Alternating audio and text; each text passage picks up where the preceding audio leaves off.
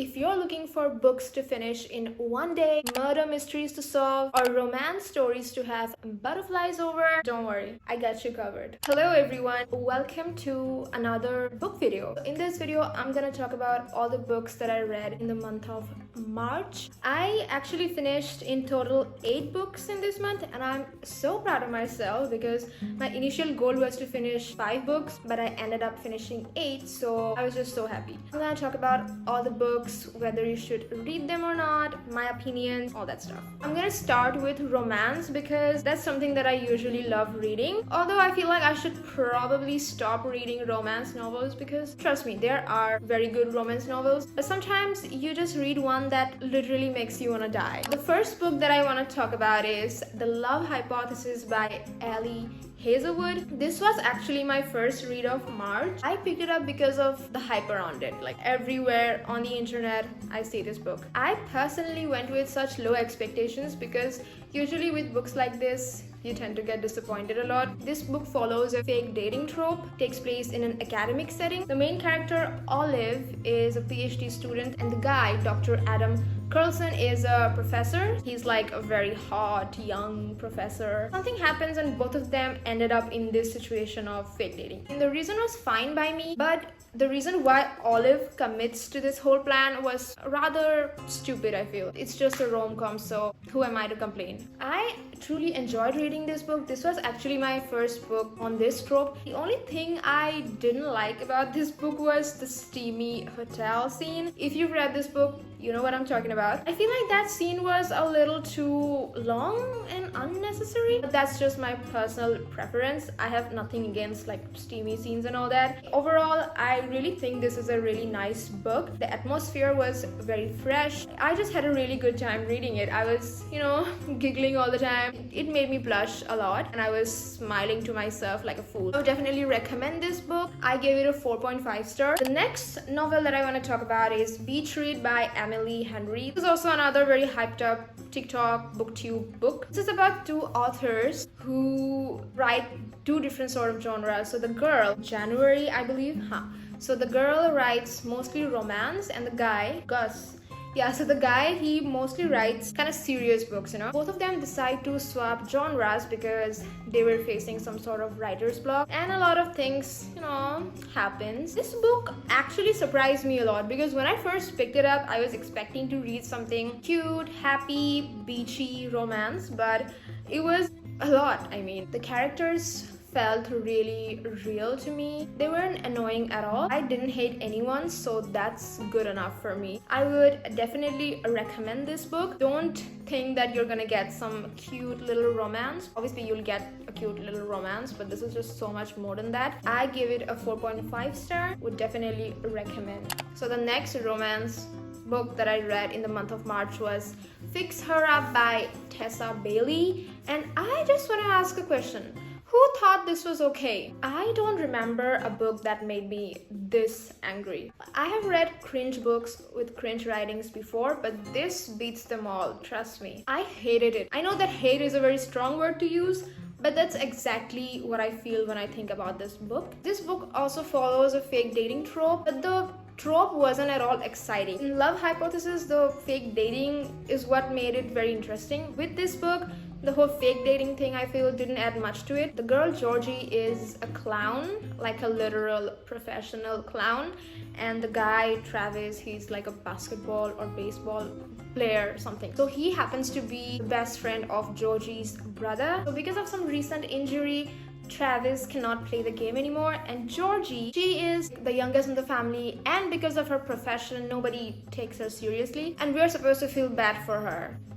I don't even know why I'm talking about it. I'm gonna mention things that I hated about this book because there's nothing that I loved. So the first thing that I hated were the main 2 characters. They were intolerable. Next thing was the side characters. They were also very much intolerable. Then comes the writing. I honestly screamed at a certain point reading this book because it was just so bad. It was just too cringe for me to handle. The fact that it has such disgusting steamy scenes. I know that I mentioned before that I don't have any problem with steamy scenes in books, but I do have a problem now. This book made me hate romance in general, so I don't even know what to say. And the thing that annoyed me the most in this book was the fact that Travis calls Georgie baby girl probably 1,000 times in this book.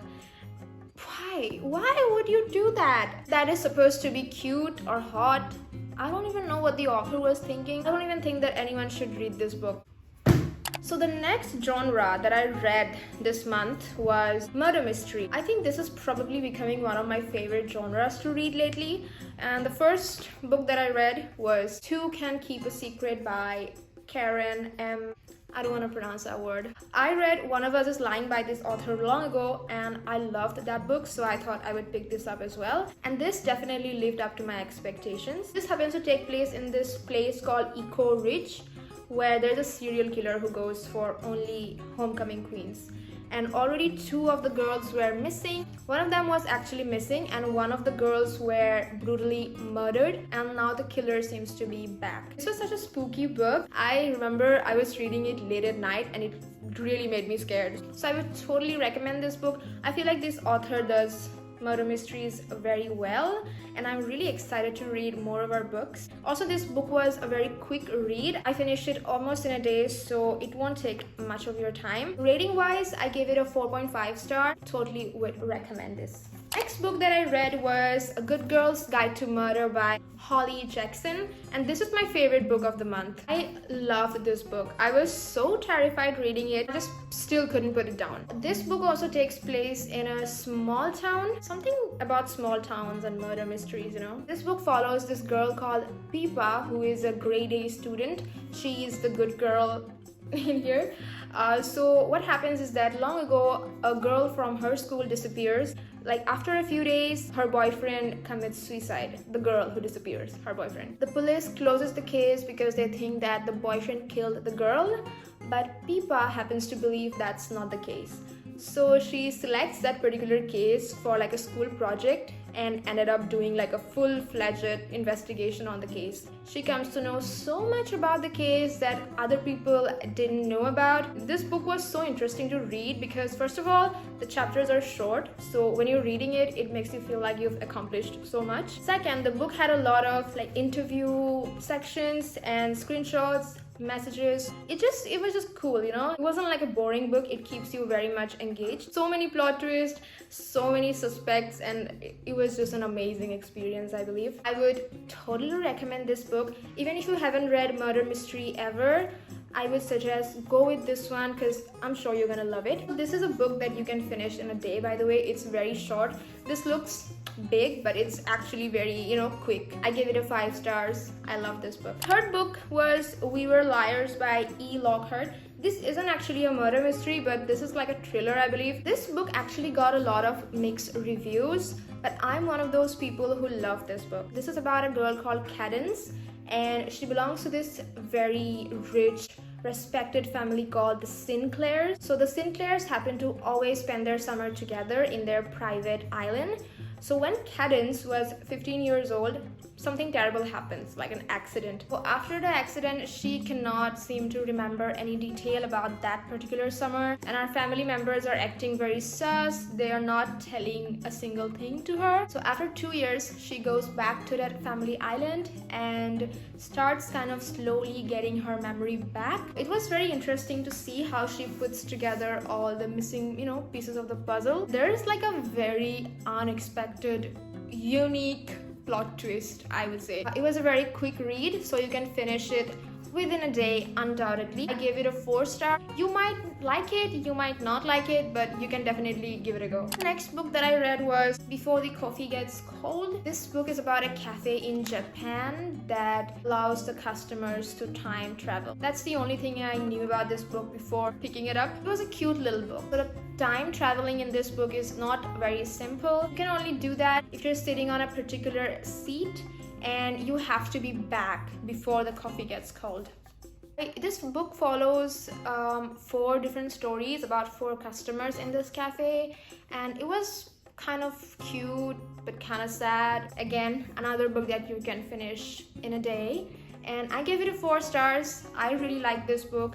and there's like a part 2, I believe. I'm really excited to read that one. The last book that I want to talk about is To Kill a Kingdom by Alexandra Christo. I think this is the only fantasy book that I read this month. After reading Cruel Prince last month, I was just desperate to read like a fantasy with the enemies to lovers trope, and this book didn't disappoint at all. This follows this siren royalty called Princess Lyra. She has killed around like 15 to 16 princes because mankind is supposed to be their enemy. And there's this Prince Elian. I honestly didn't know how to pronounce his name. Even though he's a prince, he is also like a pirate and a siren killer who is specifically looking forward to killing Princess Lyra. So you see, enemies to lovers. I actually really love their romance. I was smiling a lot while reading this book, and the only problem is that the ending, I feel like it could have been more dramatic. I just thought the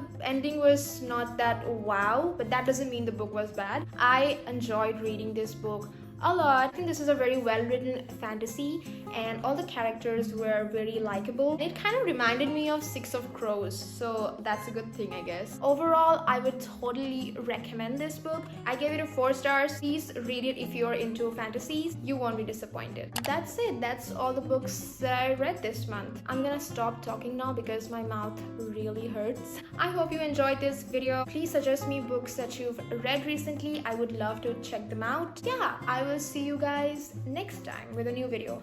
Bye!